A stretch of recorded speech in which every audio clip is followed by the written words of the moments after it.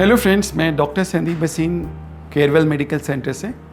आज मैं आपसे डिस्कस करने वाला हूँ कि बहुत ही इम्पॉर्टेंट पब्लिक हेल्थ का इंटरेस्ट का एक इशू कि कोरोना में क्यों डेथ्स हो रही हैं लोगों की। आज जब मैं ये वीडियो बना रहा हूँ, जुलाई एंड है 2020 का और कोरोना को शुरू हुए लगभग 7-8 महीने हो चुके हैं। हमारे पास काफ़ी इन्फॉर्मेशन आ चुकी है कि कैसे इसको ट्रीट करना है, क्या करना है, मोर्टेलिटी कैसे कम करना है, डेथ्स कैसे कम करना है, फिर भी लोग कोरोना से मर रहे हैं। तो इसका कारण हमें समझना होगा। डेली मेरे पास कुछ ना कुछ न्यूज़ आ रही है कि कोई यंग मेडिकल डॉक्टर उसकी डेथ हो गई कोरोना से। और रिसेंटली एक न्यूज़ आई कि एक बड़े लीडिंग मेडिकल हॉस्पिटल के अंदर इंडिया के अंदर 28 डेथ्स हुई 48 आवर्स में। तो बहुत ही चौंका देने वाली बात है और समझने वाली बात है ऐसा क्यों हो रहा है, इस बात को समझे। पहली बात, what we have to understand that corona fever जो है वो सब में एक जैसा नहीं है। बहुत से यंगस्टर्स हैं, फीमेल्स हैं, चिल्ड्रन हैं जिनमें ये बुखार आता है और एक नॉर्मल फ्लू की तरह चले जाता है किसी ट्रीटमेंट के बिना भी। तो उनमें अगर आप वो ट्रीटमेंट लें या ना लें, वो अपने आप एक आम खांसी या बुखार की तरह ठीक हो जाता है। तो वहाँ पे कोई मोर्टेलिटी नहीं होती, कोई कॉम्प्लिकेशंस नहीं होते। तो इसमें क्या होता है, और ऐसे कम से कम 80 to 85% ऐसे लोग हैं जिनमें कोई कॉम्प्लिकेशंस नहीं होंगी। कोरोना आएगा चला जाएगा बिना किसी तकलीफ़ के।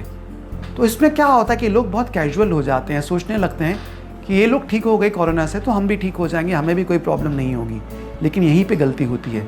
कोरोना कब डेंजरस होता है, ये 100 में से सिर्फ 3 या 5% लोगों में ही कॉम्प्लिकेशंस क्रिएट करता है। बाकी 95% लोगों में कॉम्प्लिकेशंस क्रिएट नहीं करता है। इस बात को अच्छे से समझ लें।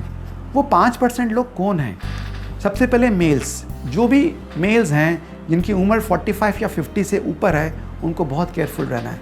खास करके ब्लड ग्रुप ए पॉजिटिव, ये बहुत स्टडीज़ में आया है और देखने में आया है ए पॉजिटिव में कॉम्प्लिकेशंस ज़्यादा हो रही हैं। इस तरह अगर आपको हाइपरटेंशन है, हाई ब्लड प्रेशर है, डायबिटीज़ है, ओबेसिटी है, आपका वज़न ज़्यादा है, तो ये कारण है, एक बहुत बड़ा कारण है जो कॉम्प्लिकेशंस हैं आपकी, जो कोरोना से उसके चांसेस बढ़ जाएंगे आपके। इस तरह से कोई किडनी डिजीज़ है, हार्ट डिजीज़ है या लंग डिसीज़ है या कोई पुरानी बीमारी है साथ में, तो इन सब कंडीशंस में जो कोरोना से होने वाली कॉम्प्लिकेशंस हैं और डेथ्स हैं वो बढ़ जाती हैं। ऐसे में कोरोना को आप बिल्कुल इग्नोर ना करें। आपको अगर बुखार हो रहा है, खांसी हो रही है और सिम्टम्स आ रहे हैं कोरोना के, तो उसको इग्नोर ना करें, उसका ट्रीटमेंट करें, उसको प्रॉपरली मैनेज करें, ट्रीट करें। तो पहली बात ये समझें, कोरोना सब लोगों में इक्वल नहीं होता है। कुछ लोगों में डेंजरस होता है, कुछ लोगों में एक नॉर्मल बुखार की तरह, नॉर्मल कोल्ड की तरह आके ख़त्म हो जाता है। सेकेंड बात जो समझना है, जो लोग हाई रिस्क हैं, जैसे हमने बताया कि मेल्स हैं, डायबिटिक्स हैं, हाइपरटेंसिव हैं, इन लोगों में बहुत ज़रूरी है कि उनके सीरम मार्कर्स किए जाएँ। खास करके इनका डी डायमर और फेरेटिन चेक किया जाए। और अक्सर ये चीज़ मिस हो रही है। जब हम देखते हैं कि इनका फेरेटिन चेक नहीं हो रहा है, डी डायमर चेक नहीं हो रहा है, तो क्या इनसे होने वाली कॉम्प्लिकेशंस को हम नहीं रोक पाते हैं। तो ये जो सीरोलॉजिकल मार्कर्स हैं, फेरेटिन और डी डायमर, ये जो हाई रिस्क लोग हैं खास करके, उनमें ज़रूर चेक होना चाहिए। क्यों, ऐसा क्यों?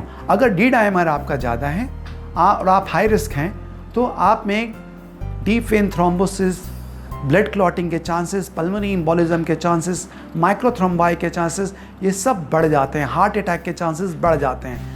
तो इसमें अगर आपका डी डायमर बढ़ा हुआ है तो आपको लो मॉलिक्यूलर वेट हेपारिन जल्दी ही शुरू करनी चाहिए, और वो डी डायमर से मालूम चलता है। ऐसे ही सीरम फेरेटिन, अगर सीरम फेरेटिन आपका बढ़ा हुआ है तो साइटोकाइन सिंड्रोम होने के चांसेस बढ़ जाते हैं। साइटोकाइन स्टॉर्म सिंड्रोम एक ऐसी कंडीशन है जिसमें आपके मल्टीपल ऑर्गन्स इन्वॉल्व होते हैं और कोरोना का निमोनिया होने के चांसेस बढ़ जाते हैं। कोरोना से होने वाली मोर्टेलिटी और डेथ्स बढ़ जाती हैं। इसको रोकने के लिए स्टेरॉइड्स यानी डेक्सामेथासोन को जल्दी शुरू करना चाहिए। और कभी कभी हमें कुछ स्पेशल दवाइयाँ जैसे इटैलीम्यूज़ैब है, टेक्लीम्यूज़ैब है, इसका भी इस्तेमाल करना पड़ सकता है। लेकिन इसके लिए हमें मालूम होना चाहिए कि आपका फेरेटिन बढ़ा हुआ है। अगर फेरेटिन बढ़ा हुआ है तो ये सब दवाइयाँ हम शुरू करें। ज़रूरत पड़ने पे अगर फेरेटिन बढ़ रहा है तो इंटरल्यूकिन 6 का लेवल भी चेक होना चाहिए। तो ये जो हाई रिस्क लोग हैं, इनका ये सारी चीज़ें चेक होनी चाहिए, जांच होनी चाहिए। और अक्सर ये जांच नहीं हो पाती है या मिस हो जाती है, तो ये कॉम्प्लिकेशंस होती हैं, तब जाके फिर हमारी मोर्टेलिटीज़ बढ़ने लगती हैं। तो ये सेकेंड इंपॉर्टेंट बात मैंने आपको बताई। तीसरी इंपॉर्टेंट बात जो मैं आपको बताना चाहूँगा वो ये है कि मान लीजिए आपका कोरोना टेस्ट नेगेटिव आया और आपको सारे सिम्टम्स कोरोना के हो रहे हैं, तो कोरोना का टेस्ट नेगेटिव होने का ये मतलब नहीं कि कोरोना नहीं है। अगर आपको कोरोना के सिम्टम्स हो रहे हैं और आपका RT-PCR नेगेटिव आ रहा है, तो भी आपको कोरोना हो सकता है। ये बार बार हमने पाया है, ऐसे कई केसेस सामने आए हैं जहाँ पेशेंट्स को कोरोना पॉजिटिव है, RT-PCR नेगेटिव है, बाद में पता चल रहा है उनको कॉम्प्लिकेशंस हुई हैं कोरोना की। तो अगर आपको सिम्टम्स हैं कोरोना के, RT-PCR नेगेटिव आ रहा है, तो आपको सीरोलॉजिकल मार्कर्स यानी ब्लड टेस्ट और CT स्कैन से पता करना चाहिए कि ये कोरोना है या नहीं है। तो हम मिस कर सकते हैं कोरोना को अगर हम सिर्फ RT-PCR पे डिपेंड कर रहे हैं। तो ये तीसरी बात है जो बहुत इंपॉर्टेंट हमको ध्यान में रखनी चाहिए।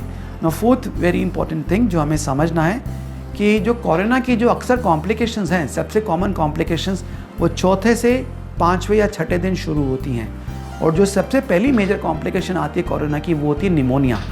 कोरोना का जो निमोनिया है, इसकी शुरुआत में अगर अपना पल्स ऑक्सीमीटर से आप बार बार अपना ऑक्सीजन लेवल चेक कर रहे हैं तो सबसे शुरुआत में चौथे या 5वें दिन आपका ऑक्सीजन सैचुरेशन 93 से नीचे ड्रॉप करना शुरू होता है। या फिर अगर आप 6 मिनट चल रहे हैं तो आप देखेंगे 6 मिनट चलने पे आपका ऑक्सीजन सैचुरेशन 3 यूनिट से नीचे गिर रहा है। अगर आप इसको पहले पकड़ लेते हैं तो आपका ट्रीटमेंट अगर टाइमली शुरू हो जाता है तो आप इससे होने वाली कॉम्प्लिकेशन से बच सकते हैं। तो अपने ऑक्सीजन सैचुरेशन को आप लगातार चेक करें अगर आपको कोरोना है, खास करके चौथे, 5वें, 6ठे और 7वें दिन, 4th to 7th डे। ये बहुत क्रूशियल पीरियड है निमोनिया होने के लिए, इस बात का ध्यान रखें। इसमें SpO2 मॉनिटरिंग काफ़ी कामयाब है, काफ़ी उपयोगी है, इसको ज़रूर करें आप। एक और बात जो हम आपको बोलना चाहेंगे और बताना चाहेंगे कोरोना के बारे में कि कोरोना जब 10 दिन हो जाते हैं, जिसको हम सेफ पीरियड मानते हैं, तो भी कई बार ये क्रिटिकल पीरियड ख़त्म नहीं होता है। बहुत से साइंटिफिक स्टडीज़ में ये पाया गया है कि साइटोकाइन सिंड्रोम जो है ये 14th डे या 15th डे पे भी हो रहा है लोगों को, यानी कि उनको लगा 10 दिन हो गए हैं जिसको हम क्रिटिकल पीरियड मानते हैं, वो ख़त्म हो गया और 14वें और 15वें दिन जाके उनको अचानक साइटोकाइन सिंड्रोम होता है और कॉम्प्लिकेशन होती है। तो इस बात का ध्यान रखें कि अगर आप हाई रिस्क हैं तो डॉक्टर की निगरानी में रहिए। 14वें, 5वें, 14th और 15th डे बहुत क्रूशियल पीरियड होता है साइटोकाइन सिंड्रोम होने के लिए। उसके लिए हम स्पेशल टेस्ट हैं जैसे IL-6 है, SpO2 मॉनिटरिंग है, वो सब करते हैं ताकि वो कॉम्प्लिकेशंस ना हो।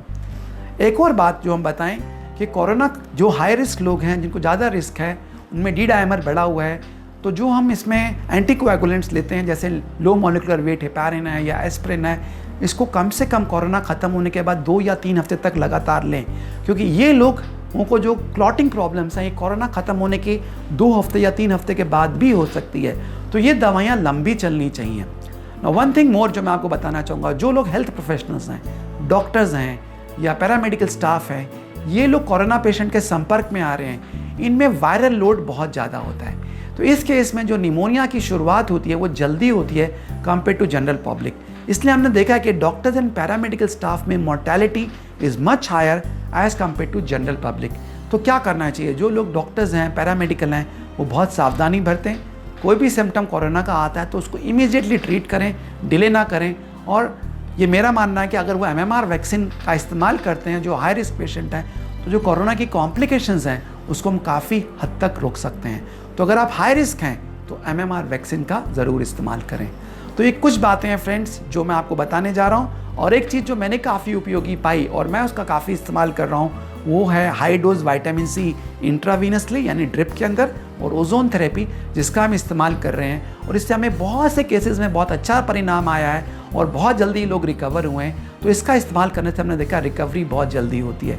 सो फ्रेंड्स, अगर हम टाइमली ट्रीट करते हैं कोरोना को, ध्यान देते हैं, तो हम इसकी होने वाली कॉम्प्लिकेशंस और मोर्टेलिटी से बच सकते हैं। सिर्फ इतना ही मैसेज मैं दूंगा, अगर आप हाई रिस्क हैं और आपको कोरोना होता है तो इसको इग्नोर ना करें, क्योंकि बाकी लोग ठीक हो रहे हैं तो ये ना समझें कि आप भी बिना किसी कॉम्प्लिकेशन के निकल जाएंगे। पूरी जांच करें, डॉक्टर की निगरानी में रहें और होने वाली कॉम्प्लिकेशन से बचें। धन्यवाद। मैं doctor Sandeep Bhasin, Carewell medical centre से।